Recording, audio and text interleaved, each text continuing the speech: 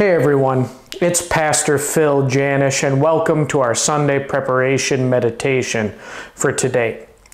So we just had Christmas, and a lot of us know the Christmas story about Mary and Joseph going to Bethlehem and baby Jesus being born. A not as well-known part of that story is what comes next. Luke records some details about the time shortly after Jesus was born, and this Sunday we have accounts from those readings. So, one, we hear that on the 8th day after Jesus was born, he was circumcised and he was given the name Jesus. We're going to be talking about the name Jesus in our sermon this Sunday. But in our Sunday preparation meditation, I just wanted to note a few other things about these accounts. So first, Jesus was circumcised. You see, 2,000 years before Jesus was born, God had made a covenant with Abraham. God had given Abraham many promises. He had told Abraham, your descendants will be as numerous as the sand on the seashore. I will give you this land that you are residing in. And the most important promise that God gave Abraham was this. He said, through your seed, all nations on earth will be blessed. And circumcision was a reminder of that promise. God gave the promise to Abraham, and he had Abraham circumcise all his sons and himself. And from then on, every Jewish male was supposed to be circumcised as a sign of the covenant. Well, when we hear about Jesus' circumcision in Luke chapter 2, that's a reminder again that God has kept his promise. That specific promise to Abraham where he said all nations on earth will be blessed has now been fulfilled. The promise that the circumcision pointed to was fulfilled. The Savior Jesus was here, and all nations on earth would be blessed through him. Another thing we note is that Mary and Joseph bring Jesus to the temple and they have to redeem him.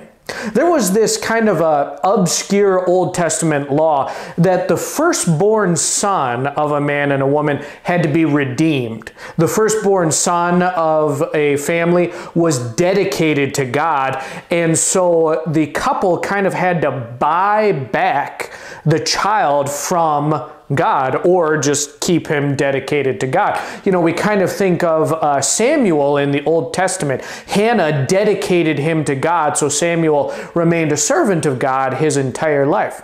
So Mary and Joseph follow the law. They go and they offer the proper sacrifice to redeem their son. Very interesting that you had to offer a sacrifice to buy the son back.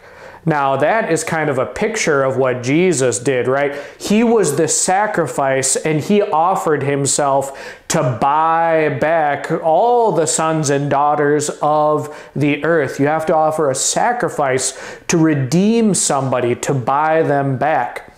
And so both of these facts also point to Mary and Joseph keeping the law.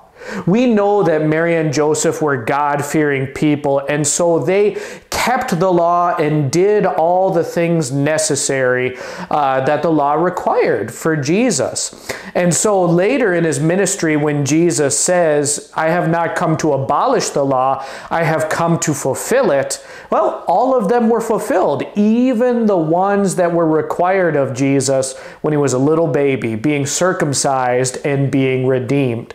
Jesus is our perfect Savior who kept the law. He's the fulfillment of all those Old Testament prophets, and he came to redeem us. Just some kind of cool things from that account of Luke that we don't often think about. I would encourage you, if you get a chance, to just read all of Luke chapter 1, 2, and 3. You know, all of the childhood portions of Jesus' life as we continue to celebrate this Christmas season. I hope to see you on Sunday. I look forward to seeing you there. And remember, this Sunday, we're going to touch on one point we didn't touch on in this video, the fact that our Savior was given the name Jesus. Very important thing to consider. I look forward to studying that with you on Sunday. Bye-bye.